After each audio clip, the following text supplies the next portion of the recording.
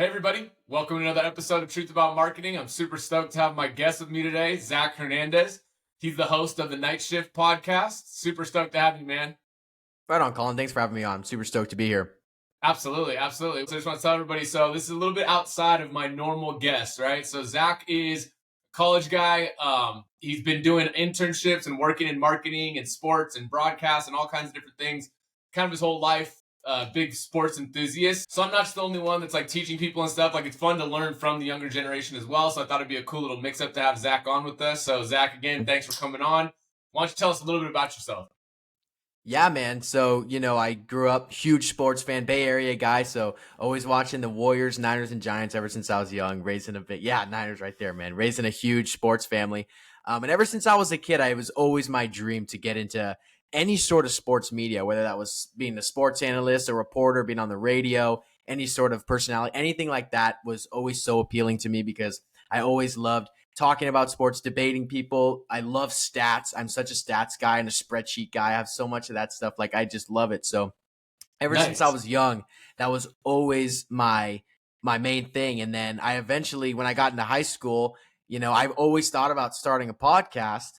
And I was always kind of nervous because, I'm a high schooler. I was like, I don't know what people would think of me starting a podcast. Probably wouldn't get super big right away. And then one day I was just like, screw it, dude. Like, why do I care what these people think? I'm just going to go out there and do, this is what I want to do. So why would I not do it? Nice. And today, where are you at now? So you're at college, you're at Sonoma State, right? Yeah, I'm at Sonoma State. I'm a junior. I just transferred in, so I'm about to finish up my first semester here. And it's, pretty hectic time right now, December, so I got finals going like crazy. But yeah, at Sonoma State, and I'm loving it here. Good stuff. Well, obviously, a little bit of a smaller sports school, no football team there, right? Mm-hmm. So that's got to be a little tough for me. But they do have a pretty decent basketball team from what I know. But yeah, so normally we kick all these off, right, to get the conversation going. We do a little lightning round, right? So I'm going to ask you some questions. You just kind of spitfire, right? Give us the answers and do your best. So No pressure. Everybody's got different answers. I'm sure you'll do fine. Cool. Sweet. I'm in. All right. So first one, favorite marketing technology? I got to go Canva. It's such a good tool and it has so much. You can make anything with it. It's just so helpful. I got to go Canva. Right on. And then favorite social channel? For strictly marketing purposes, I think I got to go TikTok. I think the algorithm there and just how you can easily go viral and get, like, even if you don't have a lot of followers, your video can just get a ton of views or just get people engaging. So I go TikTok. Yeah, I've become a much bigger fan of TikTok as well. Least favorite social channel? I might have to go with Facebook.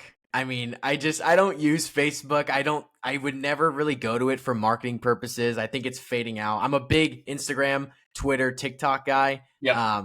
And those are my main three. And then after that, it's like something. It's like the family book now, I think. It's a family social platform. Exactly. All right. Person or brand with good marketing? Yeah. I got to go with Jonathan Isaac. Kind of a random pool, but he just started this brand and he's like, the thing I like about Jonathan Isaac and his brand is that he's not afraid to speak his mind and he's putting himself out there and he's a big Christian, believes in God and Jesus, and he's putting all this stuff out there and he's had his opinions in the NBA so far that sometimes don't sit well with people, but he's starting this whole brand and putting and directing it towards a specific audience, and it's going really well so far for him. So I think that's been pretty sick. I'll have to check that out. I haven't followed much on that, so I'll have to follow up on that one. How about a person or brand that needs help with marketing?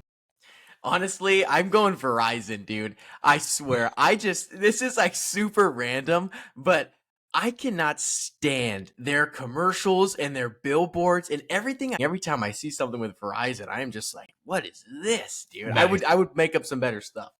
All right. So your favorite influencer or business leader? Grant Cohn.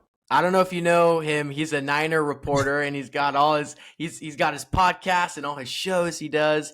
And obviously he writes for Sports Illustrated. And I'm just a huge fan of that guy, dude. He's had quite the back and forth with Grant, but based on your takes about the Niners and whatnot, I can see how you like Grant. So. I'm a huge Grant Cohn guy, dude. We align on a lot of different things. All right. And then lastly, so brand or person you'd like to work with the most? Honestly, I'm going to go back to Grant Cohn. Like, he's been a huge reason why I've loved doing all this stuff and being able to put my opinions out there. And if I was ever able to like get on a show or some sort of podcast or whatever it is with Grant Cohn, I would feel so happy and like really confident in myself. So I would love to work with Grant Cohn at some point. All right, Grant, you heard that. Hopefully you can get our boy on at some point, at least get him for a few minutes. But so shout out to Grant. Well, Zach, you did good on that. So I think what's most interesting to people, and I want to kind of jump right into, is like how much different things are for your generation versus my generation and the generation older than me, right? So I think the biggest thing is perspective on how you are seeing marketing today and how you think that marketing trends are kind of proliferating right now. Like we talked about TikTok. My parents don't have a TikTok. Your parents probably don't have a TikTok. Maybe your mom does, but she does. Like, most of them don't have TikTok. So, but today it's become like an integral part of a marketing strategy. So like, talk a little bit about like what it's like being in your generation, right? You're in college right now. Like, what do you see as like some of the most effective marketing tools for people in your generation? Yeah, I mean, the first thing in my mind goes to is just social media in general. Obviously, in past generations, social media wasn't a thing. And honestly, sometimes I think about like, how did people get their brand out there? Because like when I'm promoting my podcast or people are promoting whatever they're promoting, I'm like, the first thing I would ever think of is make an Instagram, make a TikTok for it, put it on social media, because that's what really gets you out there. And like, I always think about, how did people even get their brand out there without social media back then, Yep. And then what about, so like we talked, you're talking about people like Grant Cohn or, others that are, whether it's a team or a product or whatever it might be, the influencer thing is huge. Now for me, I've always worked in marketing, so it's pretty transparent, right? Like I can see an influencer, an ad coming from a mile away, but how do you guys kind of connect with that, and how are you feeling about the whole influencer movement? I think it's honestly influencers. I think it's honestly really cool because there are so many influencers out there now. Like everyone's trying to become an influencer, and I think that's really cool. And I think it honestly, with the amount of diversity and like specific audience and directed audiences that people are really targeting, I think that's what makes it such like a big draw. Is like there are so many different influencers out there promoting different things, and it's like you honestly feel this sort of connection with them. Like you grow some like interpersonal relationship, even though you never meet these people. Some of them, mostly, it's like you have a connection with them because it's like they both want what you want, or they're kind of targeting what you want, and it's all like it's one big connection. And I just think that's why it's such a big big draw, because you can get your stuff out to anybody on social media, and then you can kind of narrow it down to your audience, and then people will feel connected at that point. True. Very true. I think we talked a little bit about it on a previous episode where like micro influencers are more like targeted influencers, that they're just people of influence, right? It's not somebody that has 1 million followers or whatever, right? Like to that point, Grant Cohn, his engagement, his interaction with his audience is stellar because it's people that are passionate about the Niners. But, from a Niners audience perspective, there's 31 other teams in the NFL, he's not appealing to those other teams really. He's focused on the Niners. So he gets a lot of engagement and interaction. So pretty interesting to think about for sure. Let's talk about, like right now, I think it's kind of interesting. Like, what are you learning in school? Because clearly you're going to school for this stuff, right? So like comms, marketing, etc. I know when I was in school, it was like internal comms, we were learning stuff about like the SEC and broadcast and like compliance and legislation. I'm like, none of that was useful to what we're doing today. One of the most useful things I recall ever doing at U of A in college was they had us write a paper about what we thought was going to be the platform that lasted the longest or be the most useful. And it was like Foursquare, Cha-Cha, and Twitter, right? And like at the time, I'm like, dude, Twitter's stupid. This is back in 2007. I'm like, oh, Twitter's stupid. It's just like, you already have Facebook. You can write a status. Why would you need Twitter? Then I said Cha-Cha, where you can ask it a question. I was like, there's Google. You don't need that, right? And so for me, I was like, oh, Foursquare, it's going to be the thing. That's where you can like use your location. Well, lo and behold, locations end up being a part of Facebook, right? Then Cha-Cha just, went away because of Google. and Yeah. Twitter ended up winning that battle, right? Mm-hmm. So I'm super curious to hear like what you guys are learning right now and like what they kind of see as the future as far as educating you guys go. Yeah, so I'm a communications major, and I was deciding between a couple of schools. I got into San Diego State, CSU Long Beach, and San Francisco State. So I got into these 4 schools and Sonoma State, obviously. And one of the biggest things for me was the actual program, the communications program, because I Okay. wanted to be interested in it. And a lot of the other schools that I ended up not going to, it was all about, like you kind of brought up, just the interpersonal communication, how to communicate with people. And I learned a lot of that in community college, but that's not the direction. It was more of like HR, consulting, teaching type Got stuff. it. But Sonoma State's program is really cool. So I'm taking a video production class right now where I'm really learning how to like make movies and be like a director. Like I'm writing like call sheets and I'm like working Nice. with real equipment. And I'm taking a radio audio production class, which radio is like where I really want to go. That would be Okay. like super ideal for me. But I'm learning how to run a radio, like how to, mess with the board and like have people calling in. Like I've been operating a radio station, and they have a radio station here called K-Sun. And so I've gotten in there a couple of times and had a show with one of my buddies, and we go on there and we're just learning how to use it. And now it's like, it's been such a cool experience for me because this is exactly what I want to do and where I want to go. That's awesome. So Sonoma was a huge draw in that regard. It was just, so yeah, learning all that stuff has been really sick. And that's really cool. Like I said, I mean, for me, back when I was in college, like I didn't know what I wanted to do. I knew I loved sports and same kind of thing as you, but wasn't super passionate about like marketing or comms or whatever, right? But ended up, just meeting so many people and getting in different directions, and obviously like ended up in tech. But I think it's really cool to be able to put what you want to do. And I advise so many people out there, like kids, young adults, whatever, who are like, whether you're in high school, college, whatever it might be, go do things that you're passionate about. You know what I mean? Like you talked about, you got to go into the radio station, like you were doing things that are applicable to where you want to go in the future. So that's really awesome. Let's talk a little bit about, you're getting started in these industries and they're hyper competitive, right? So like I've had friends that were, working at the Bone in San Francisco, do on the radio, had their own show. I've had other friends that have been in show business or they've done, reality TV. What is it like right now? And what is, like, if you have any advice at your age, at least, like, what is it like getting in and breaking into that? Because I know people will quit very easily and be like, oh, this is too much. So I'd love to get some insight on that.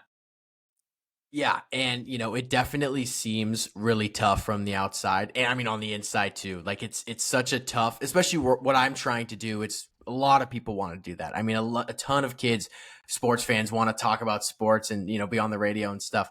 But like I brought up earlier, the biggest thing for me was like just getting started first. Like it took me a while to actually want to start a podcast and want to put out content like that because I got like nervous. What are people going to say about me? Like, oh, should I even become a content creator? Like this is such like a long shot, it seems like, but it's like, it's not easy, but it's like, go for it. Because if that's what you want to do, that is what you should work to do. So that was a big thing for me, is just finally stepping out of my comfort zone and doing that.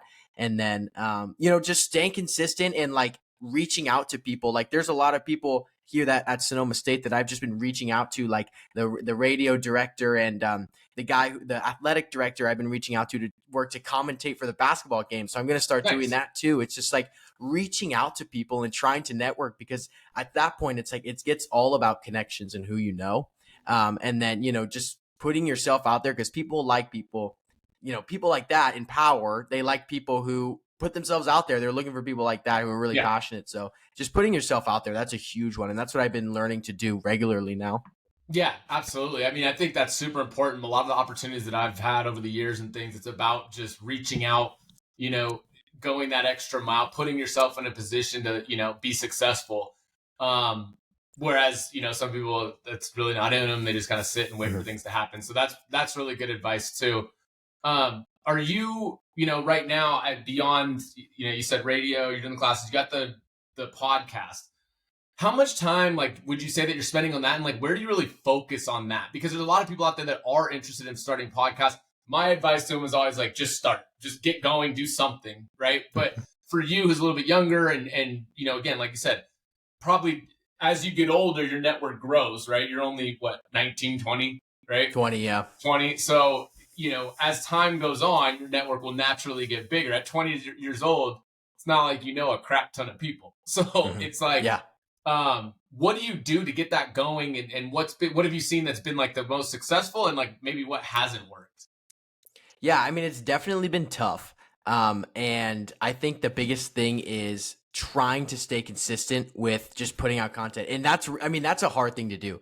Especially, for me as a college student, and now in this time of year, I just have so much stuff going on, and I have other obligations too outside of school and a podcast, like so many other things I'm doing, that it does get tough to be consistent with episodes and putting out content. But just pushing your content on social media is that's like we talked about earlier, that's the biggest thing for me, and that's where I've seen more of the success. I mean, like TikTok, I don't have a ton of I don't have a huge podcast yet, and I don't have like a ton of followers, but TikTok is where I see a ton of engagement. Like, I'll put up a video and then right away I'm getting comments, like people yelling at my sports opinions. I just did one about I posted one about Draymond Green in the Rudy Gobert incident, and I put up how I didn't think Draymond deserved like a big suspension, whatever. I liked how he was defending his teammate, and man, I just got people coming for me on that. But it's so cool how I like all this engagement like right away, and like that was the biggest thing for me, and that's what I've seen working so well, is just like putting the content out there and then just engaging with people. Like every time someone comments, I'm just sitting on my phone on TikTok, just like every time a new comment comes through, reply. Right. And I'm just replying to everybody so I can, that pushes the algorithm. That like gets me out there even more. But yeah, that's where I've seen a ton of success, is just, engaging with people on social media. Yeah, and I was going to say, I think that's probably one of the biggest things, at least for like organic growth, when you're not like throwing a ton of money into, paid ads and things like that, is engagement and responding to people and being super active. I think that's a little bit easier for younger generation, right, than it is the older people, because they just feel a little bit more disconnected. But you talk about TikTok. I think TikTok's blown up a bunch. It wasn't something that, obviously, growing up, like a little bit of high school, but mostly college and onward, was Instagram, Facebook, Twitter, etc., and those all have grown immensely over the past decade. But TikTok, I think, just continues to keep coming on strong. And, for me, I guess my question to you is, what do you think kind of the future looks like as you continue to kind of promote things and this and that? Like, we could have called this whole advertising thing with Facebook, et cetera. Like, how do you feel about TikTok moving forward? Like, where do you think that's going? I don't have a reason to believe that it's going to stop anytime soon, because you just see new people and just over and over again are blowing up, and their podcasts are getting big and their brands are getting big.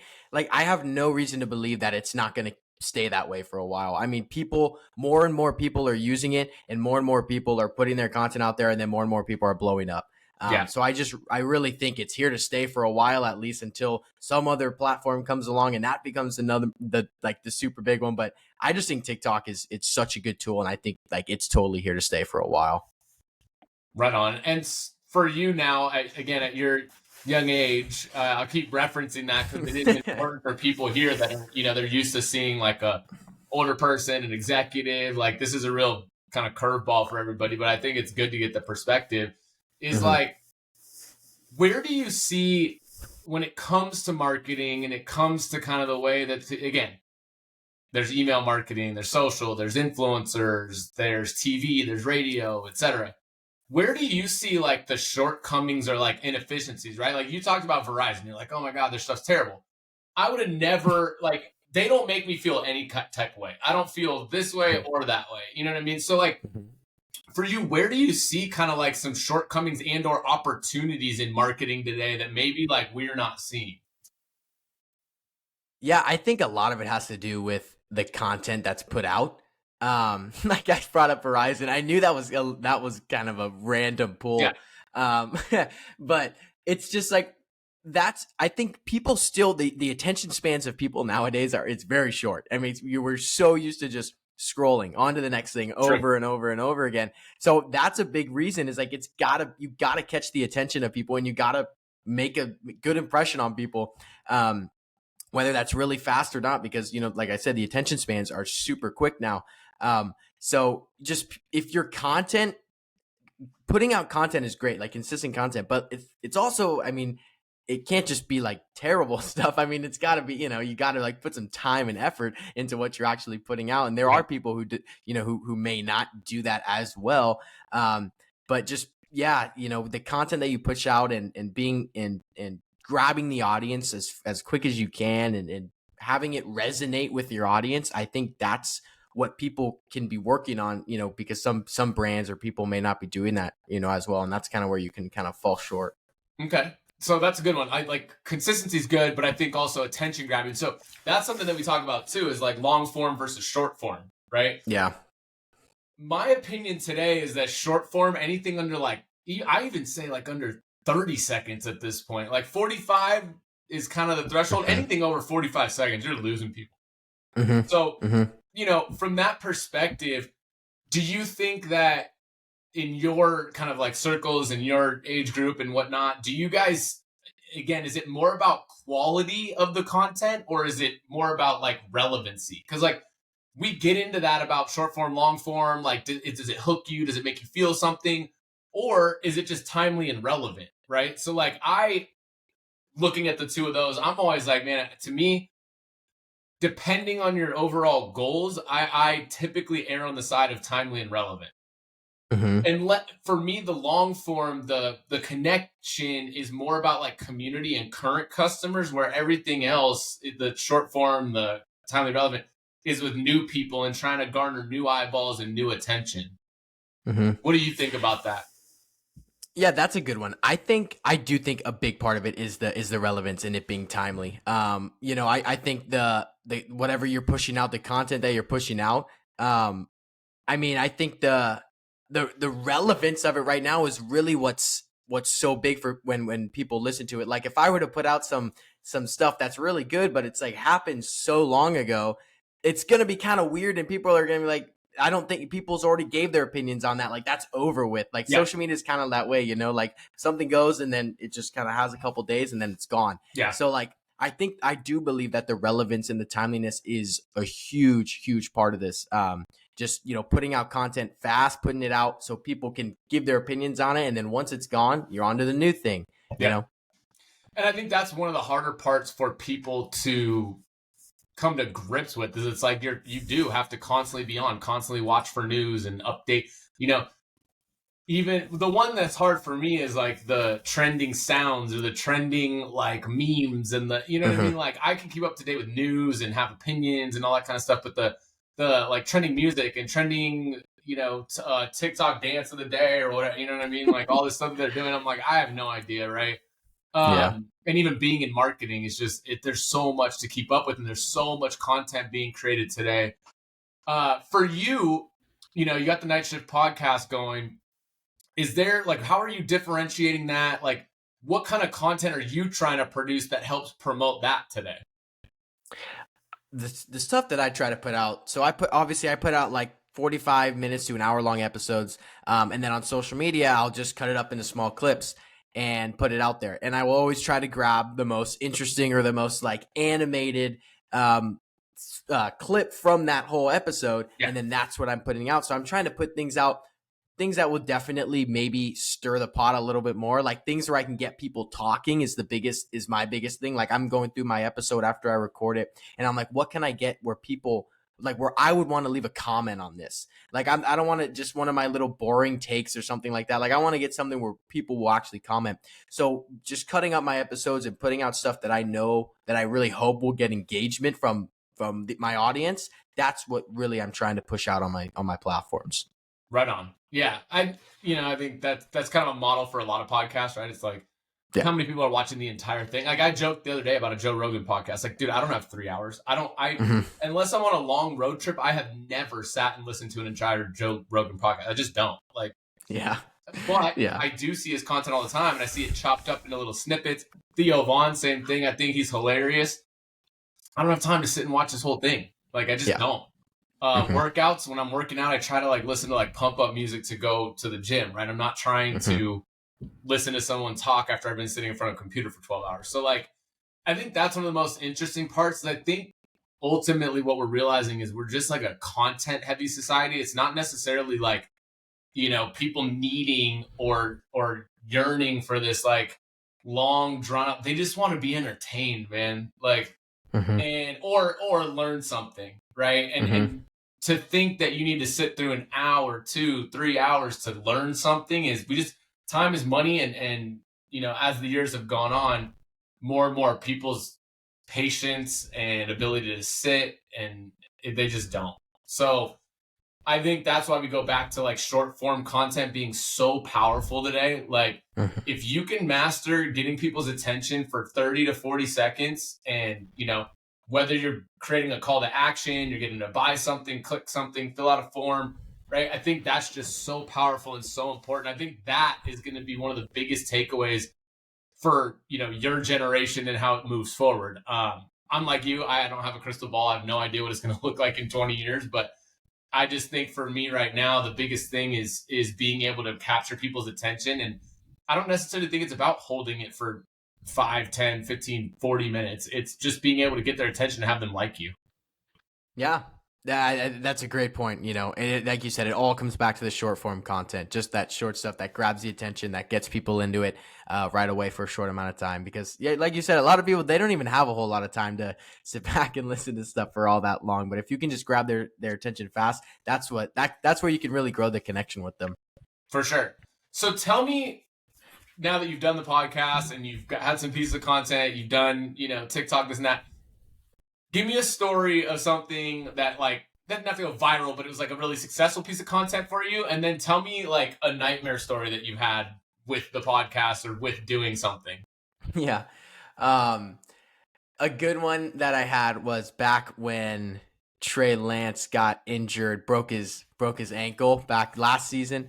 I was very opinionated on that and my feelings towards Kyle Shanahan's play calling. And so I got one of my buddies that I knew would be good for the episode, who's a big Shanahan fan. I'm not a big Kyle Shanahan guy. So I asked him right after that. I was like, dude, you got to come on.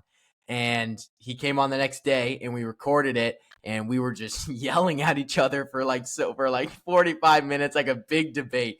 And then I put that content out there because I have so many of my friends that are Niner fans totally disagree with me on the Shanahan stuff. Sure. But I knew I was going to get some engagement from that. And then when I put that up, oh man, I had like so many people like commenting on my, like DMing me, and people were commenting on my TikTok posts. And like, that was a really big, because I knew it like instantly. Like I was so mad in that moment at what happened. And I was like, this is something I got to talk about on the podcast and get somebody on that disagrees with me, because that'll get people talking for sure. So that was a big good moment for me. Yeah. And then, give me one though that was like blew up in your. I've had a few of them, not necessarily blew up in your face, but like where you thought it was going to be good, and you're like, "Well, this did not turn out well." Yeah, no, what I can think of right now is I had it was another, like I said, I always try to put out stuff that will get people talking, and I have a friend who I've met through Twitter and through social media and all the sports stuff. He's a big time Celtics fan. He's a Boston guy.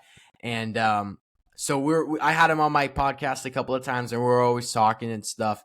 And it was when the Celtics were playing the Nets in the playoffs, and then I was big on the Nets, and then they ended up getting swept. But I kept saying like, man, Nets in 4, Nets in 5, and I just kept going up and stuff. And ended up getting swept.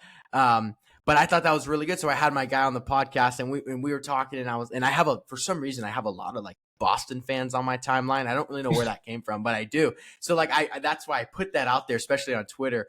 And so I put it out there, and I was like expecting a ton of stuff to happen because I always have Boston fans coming at me. And then I remember I lost a bunch of Boston fans on my Twitter, like, because I had these, again, I don't know where it came from, but I had Boston fans following me. It might have been through him, like, mutuals, whatever. Maybe. Yeah. And I remember like a lot of them unfollowed me. And I was like, after that, I was like, what the heck? So I guess, sometimes some people don't like it when you disagree with them. But that, that was something that kind of blew up. Dude, it's very true. Like sometimes, you take chances, you do things, and you hope they work out. But sometimes it blows up in your face, you lose some followers, whatever. I think that's another thing today too. Like the difference between being like likable versus controversial. And, some people follow you for the controversy. Some people, I think today that's where this whole idea of like, listen, they can just block you, unfollow you. They don't like, so sometimes you end up in a vacuum, right? Like now, like we talked about Grant, right? If I'm being honest, like I know a lot of people who hate Grant's takes, but they also just keep watching Grant because they want to hear what his takes are. Yeah. I am, on the other hand, like some of them I'm fully on board, some of them I disagree, but what I can appreciate and respect about Grant is the dude does his homework. Like he's sitting, yes, of course he wants clicks. Yes, he's trying to get more followers and all that stuff, but he's watching the games and he's not watching them with rose-colored glasses. He's literally giving you his opinion, and that's okay with me. Like, fine by me.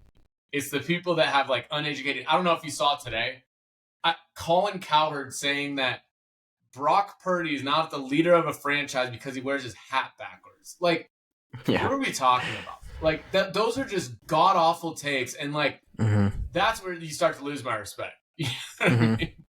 Yeah, no, I heard that, and that's just stupid. And I listen to a lot, like I used to listen to a lot of Skip and Shannon, but it's different though. Like I don't go to Skip and Shannon for like to get knowledge on the game or like knowledge. That was more just like Hollywood, like entertainment stuff. Sure. And that was appealing to me because it's just funny to hear these guys with polar opposite views just going at it.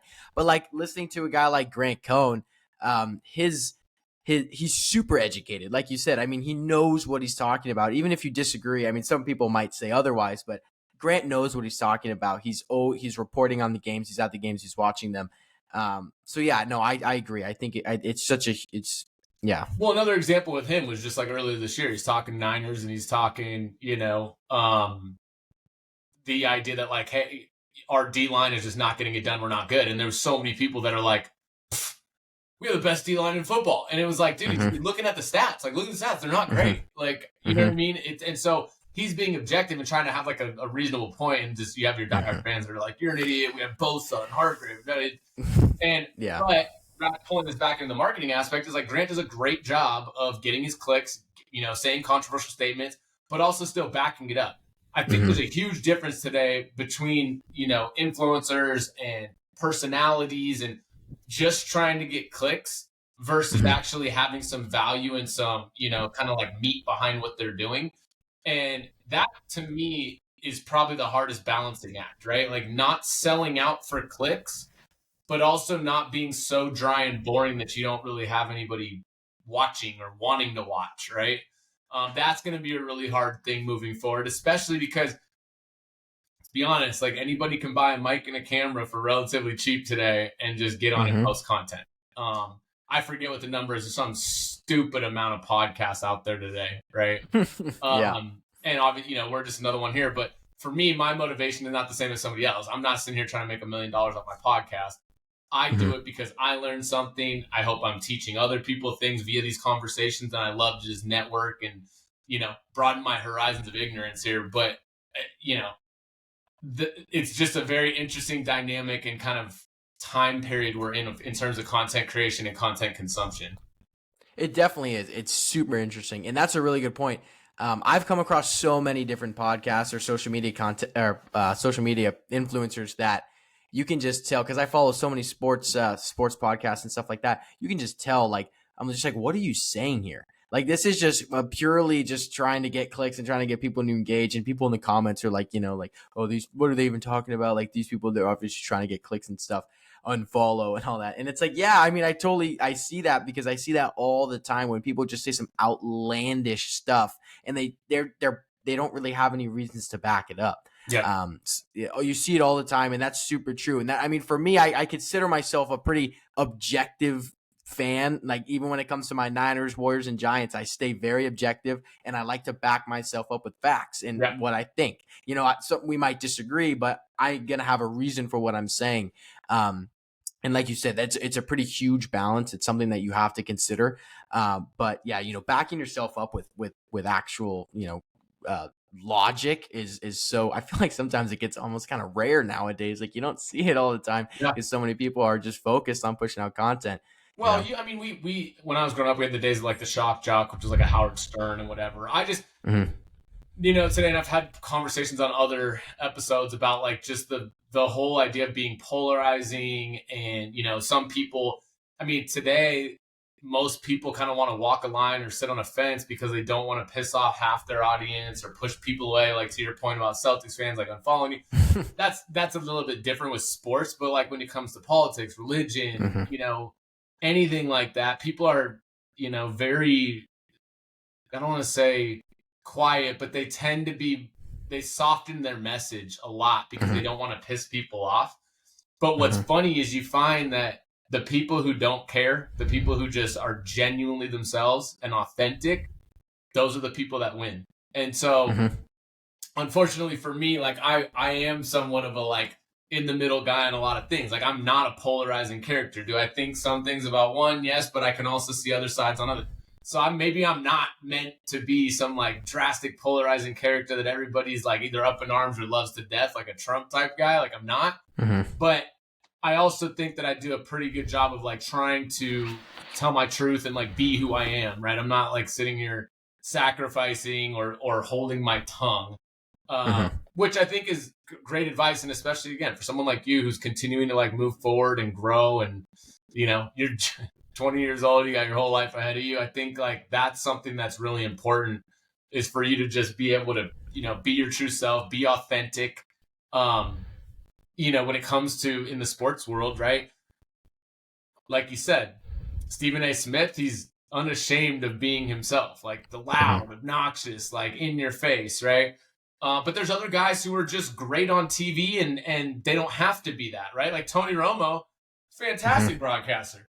He's not yelling. He's not making like outlandish. Yes, he says some like weird things sometimes, and so does everybody. But the point being is he's not some sort of show. He's a knowledgeable guy, says what's on his mind, and people like him, right? Yeah. So, you know, as we kind of get to wrapping up, I think it's been really cool to kind of get your perspective and again, a younger person's perspective of kind of where things are headed, what interests you. Is there anything that you like want to see or, you know, from a marketing and again, just overall perspective of where we're at in society today and the way that we approach these things? Is there anything that like you want to see moving forward, more of, less of? I honestly will take it back to what you just said about authenticity. I would love to just see authenticity from everybody. And it does suck that, you know, if you put yourself out there in your real self and so many people might unfollow you, block you, they just spew hate at you because that's the internet. That really sucks. But I just think it's such a crucial thing for you to be authentic because that's who you are. That you're building your own brand of yourself. And you know, authenticity, being authentic. I mean, that's something that I always talk about, being authentic, being who you are, just like everything you just said was perfect. That's something I would love to see moving forward of everybody. Just, you know, being able to just be exactly who they don't have to sugarcoat anything or they don't have to cover anything up. Just be who you are. You know what I mean? I just feel like that's such a great lesson, you know? Yeah, absolutely. And I think it's something today that, you know, kids and younger generation, even than you, like just have to be okay with, like a little bit of tough skin, a little bit of like, hey, you know, I feel bad. There's people like, I barely get it, but there's people like make me feel bad sometimes, like comments and this and that, like, but God, think about a celebrity, an athlete, like these people who just get absolutely torched and like, what, for dropping a ball, like having a bad take on something, like, you know, I think that's what I would like to see is that people humanize people more. Like these are people, man, like whether they're a marketer, a business leader, an athlete, like we don't do a good enough job, like as individuals, remembering that these are people, they have feelings, they're, you know, and so I would love to see us be just, I think, kinder and more open to conversation and discourse and that kind of thing. What I'd like to see less of goes hand in hand is like, let's just like cancel culture, hatred, like constantly, like, because otherwise everything, like you end up in a vacuum and we're all the same and there's nothing different and we all just have to agree on opinions. Like that sucks too. You know what I mean? So that's kind of my answers. Is there anything else that like we haven't talked about that you want to hit or, you know, again, so you got your NightShift podcast. That's at NightShift. Yep. right? Yeah, Podcast. exactly. Cool. Yep. Yeah. Is there anything else you want to talk about or touch on? I just wanted to say that kind of like what you were just saying, but on a little bit of a lesser scale. I like when I started my first, because I had a podcast before the Night Shift. I did one with my buddies. That was the first one I ever started. It was a purely NBA podcast. There was 5 of us, and it was just a way to get me started. We talked about it for so long, we ended up doing it. And I started that when I was a senior in high school. And I heard the talk from people, like this, like, oh, he's got the podcast, like, oh, this guy, Mr. Big Shot podcast and stuff. But because that's kind of what made me nervous of starting it. But just at some point, just not caring what those people said. And it's just, that's what's really been huge for me. And for people like out there who are thinking about starting something like that, just totally just go in with it. Just do it.